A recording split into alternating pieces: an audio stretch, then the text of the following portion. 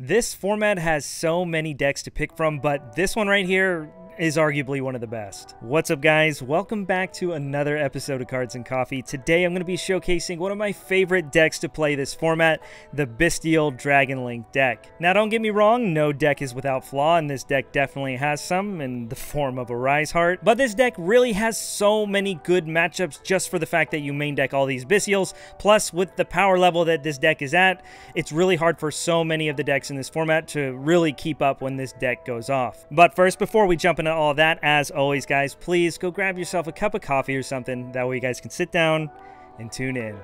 Let's do this.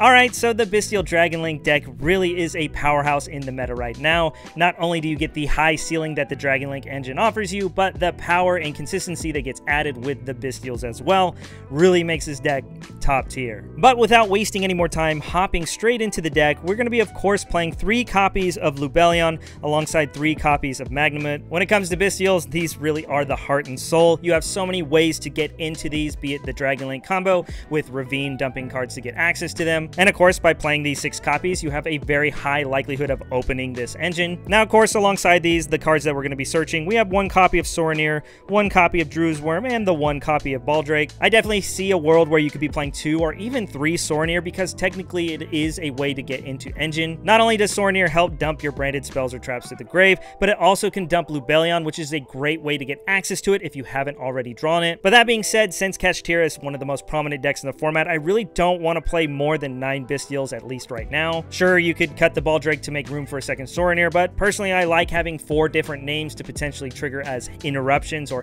extenders in your combos. But again, test it out yourself. Really, it's all up for debate, but I found this ratio has been working out pretty well. Now, after the Bystials, moving on to the Rockets, I'm only opting to play 2 copies of Tracer, 1 copy of Recharger, 1 of the Caliber, and of course 1 Absolouter Dragon to help search these cards out with our Ravine. I think this is all pretty standard. Of course, we're not playing the Synchron anymore because we're not playing Hot Red, but these cards are very good for the deck, not only setting up amazing synchro plays, but also helping you get bodies on the field for all of your link climb plays as well. But that's it for the Rocket engine, nothing too fancy. I think it's pretty standard for the most part. But then after that, for the generic good stuff dragons, of course, we're going to be playing 3 copies of Seyfert to help search our 1 copy of black or our 1 copy of white. These cards really are so powerful in this deck, helping you link climb and synchro summon all kinds of different things that you might need in your deck. There's a reason these cards are at 1, and for that reason I decided to max out on Seyfert. You could argue cutting it down to make room for other normal summons, which we will talk about in a sec, but the power these baby Chaos Dragons offer really makes it to where I don't see a world I play less than 3 of the Starleash Seyfert. But after that, we do have another Chaos monster, the 1 Levianeer. This card's so powerful, not only ripping cards out of your opponent's hand first turn, but also being removal for the deck or even a monster reborn to extend into further plays. This card is so versatile and very easy to recycle because Seyfert can banish itself to recycle dragons from your grave. Like I mentioned, that's another way we can recycle the Lubellion as well. Seyfert really is the glue to this deck,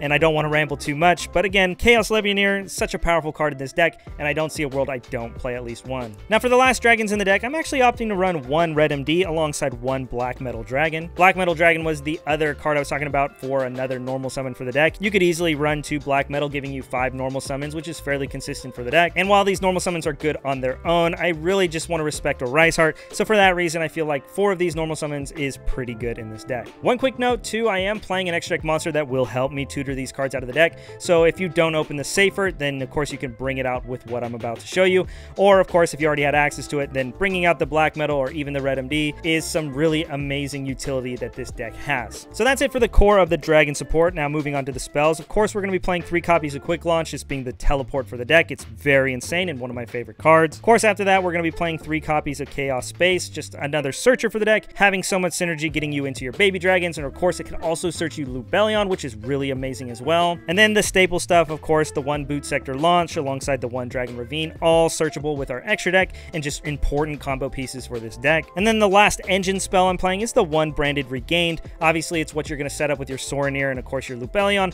That way you can start generating advantage by drawing a bunch of cards, and, of course, recycling your Bystials that are in the grave as well is really great when your opponent starts summoning things into your board. Now, one quick note before we move on to my board breakers or tech cards that I'm playing in the deck. I do want to mention that I'm also playing the one branded Beast. This isn't something you have to play, but I personally find it's a great utility card for the deck. There are going to be times where you have a heavy Bystial hand, so being able to set up Beast and Regain not only makes for a great first turn board, but it adds another layer of interruption while also adding to the grind game, again letting you draw cards or recur your Bystials as well. So again, test it out yourself. While it's not needed, it's personally one of my favorites, plus it just removes problematic cards like Floodgates, so pretty dang good. Now moving on to the tech cards, it's nothing fancy, but every one of them helps me out a Rise Heart, but of course I want to make sure that they're generically good against other decks as well. So the first card that we're playing, of course, is going to be 3 copies of Dark Ruler No More. Really, this is good against pretty much every deck in the format while also addressing a Rise Heart. I think the worst matchup you could probably deal with is the Labyrinth matchup, but this still has some application by hitting the 2 ladies if they're already on the field. This is a going second card, so it can feel a little awkward to open going first, but you discard so many cards throughout your first turn combo,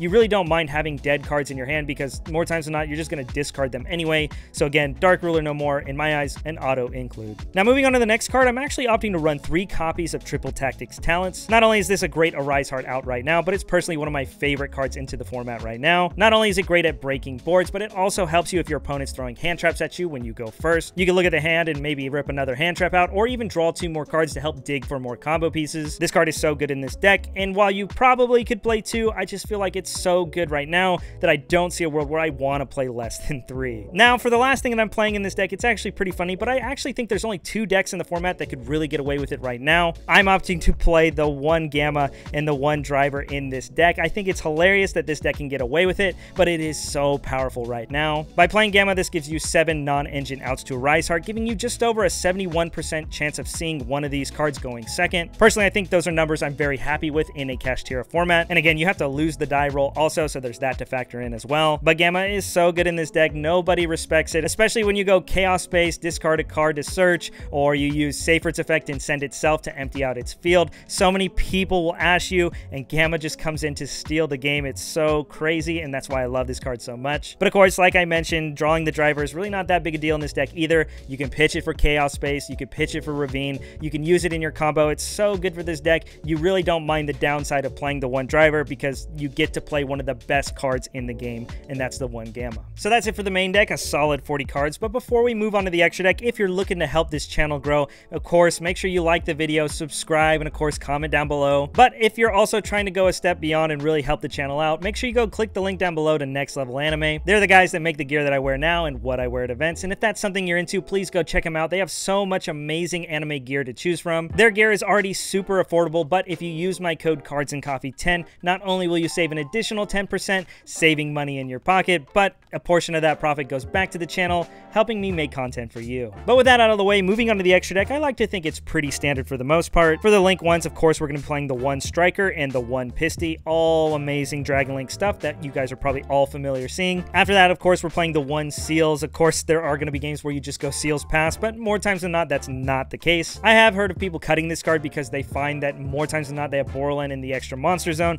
but personally, I think this card is too good to pass up, and there are going to be games that you really don't get to go full combo, so having Seals is very nice. For the next Link 2, of course, we're going to be playing the 1 Romulus, of course, getting you Ravine, which helps get into your Lupelion, or it helps get into your Rocket Tracer. This offers so much utility for the deck, which also can help you set up Seyfried plays as well. After that, we play 1 Quad Boral. This is definitely something you can cut, but I think the power and utility this card offers is really great for the extra deck. Being able to pop any Link monster on the field and bring back Rockets is really insane. More times than not, you'll actually just pop your own card, but there are going to be games where you can pop your opponent's Link monsters, which sets up some really crazy soul charge like boards, and I really think while this card is cuttable, it's definitely one of my favorites to include in this extra deck. It's really powerful. Now for the last Link 2, I'm still opting to run the 1 Masquerena to set up our play with our Unicorn. Again, like I said, you're not always going to have access to your Rockets, and there are going to be times you're getting hand trapped, so being able to just go Spheres and Masquerena is typically good enough. Unicorn's one of my favorite cards in this extra deck. Being a generic removal for this deck always comes up for me, me. Plus, one of the most awkward cards for this deck is Mirror Jade because it has its board wipe effect in the grave. For whatever reason, that effect doesn't apply to Borrowland, so it does out it. So you want to be able to have a card in your extra deck to help remove that Mirror Jade without triggering its graveyard effect. And then for the last link 3, you play the Triple Burst. It has a cool effect when you run something over by battle, but really you're just using it for arrows to set up your Pisty plays. I'm playing 1 link 4 in the form of Access Code Talker. Of course, you want to just end the game as soon as you can.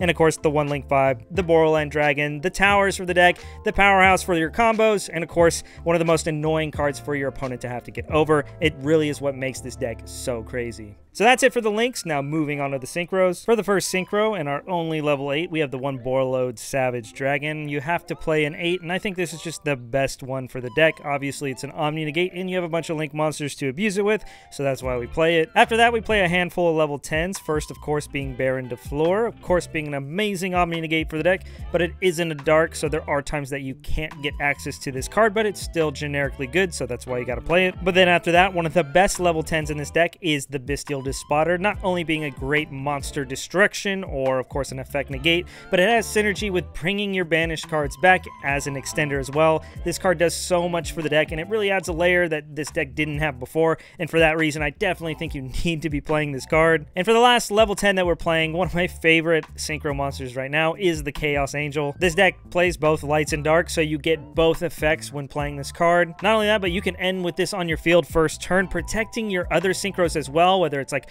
Borrowload and the Bystial, or just like Baron in the Borrowload. This card's also really good when going second, being able to banish cards on summon. I really don't see a reason why you wouldn't play this, except for maybe you're tight on space, but personally I just think this is one of the best cards in this extra deck, and the fact that you get to abuse it at full power really puts it over the top. So that's it for the synchros, but we are running an Exceed, which I did mention earlier in the video. We are playing 1 Hieratic Dragon, King of the Tomb, basically Boomer LP for the deck. It's pretty crazy. In case you don't know what it does, you need 2 level 6 dragons. You can detach 1 special any dragon from your deck, but the downside is it makes its attack and defense 0. So yeah, really there's no downside. Now, you really don't need to play this card in your extra deck, but I just find it opens a lot of utility when going into your combos. Like I mentioned earlier, there are going to be games that you just open a bunch of Bystial, so being able to tutor out the Rockets from your deck, or tutor out a Seyfried at any time, or heck, you can even get into the red MD cards as well. This card adds so much to the deck, and for that reason, I love playing it. Now, that's 15 cards, and if there was going to be one other card I'd like to fit, that would actually be Divine Arsenal AA Zeus. As of right now, the Attune's the only Exceed in the extra deck, so I guess there would be times where you could just summon it and not use the effect because it can't attack when you use it, but then you can just go to battle, swing, and then make Zeus after that. It's kind of bad, but you know, you got to do what you got to do. But if I'm completely honest, the main reason I'd entertain playing Zeus, not so much for the Attune play, but because we play triple tactics talents, and being able to take that Arise Heart not only helps us out it, but making the Zeus just clears all the follow-up in the form of Birth as well, which is pretty crazy in that matchup. So that's going to wrap things up for today's video. Thanks again for tuning in. I really appreciate all the support. This channel's been growing so fast thanks to all of you. Once again, if you haven't already, make sure you subscribe, like the video, and comment down below. And of course, make sure you stay tuned because there's going to be some more amazing Yu-Gi-Oh content, because we have a new set in the form of Dune coming out, and I am so excited to showcase what's to come. But once again, thanks for tuning in, and here's hoping to see you guys on the next one. Peace.